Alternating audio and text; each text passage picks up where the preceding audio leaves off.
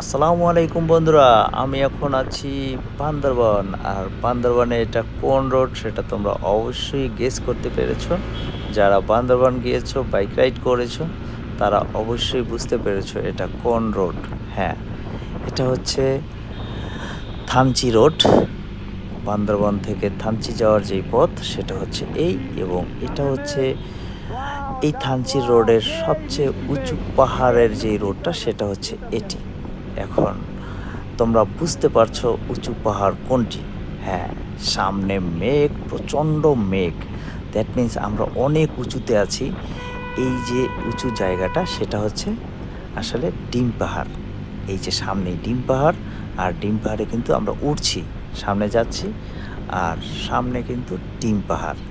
That means আমরা কতটুকু উপরে আছি তোমরা অবশ্যই গেস করতে পেরেছো, বিকজ এটা হচ্ছে বান্দরবানের এই রোডের সবচেয়ে উঁচু রোড, সবচেয়ে উঁচু একটি জায়গা, যেখানে আসলে এরকম করে মেঘের এরকম রাজ্যের মধ্যে হারিয়ে যায়। বিকজ এই জায়গাটা এত উঁচু যে একটু বৃষ্টি হলেই পুরো মেঘাচ্ছন্ন হয়ে যায়।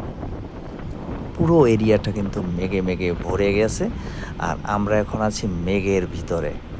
একদম মেঘের ভিতরে আমরা কিন্তু চলছি। সামনে প্রচুর মেঘ, কিছুই দেখা যাচ্ছে না, জাস্ট রাস্তাটা কোনোভাবে দেখা যাচ্ছে, আর আমরা সেটা দেখে দেখে আমরা চলছি।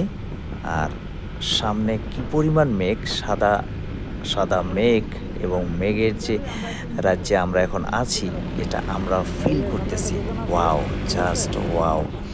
মানে অসম্ভব সুন্দর একটি প্রকৃতির মাঝে আছি আমরা এই মুহূর্তে। এত সুন্দর একটি প্রকৃতি অনুভব করছি, যেটা আসলে সরাসরি না আসলে, এই বৃষ্টির সময় না আসলে আসলে ফিল করতে পারবে না।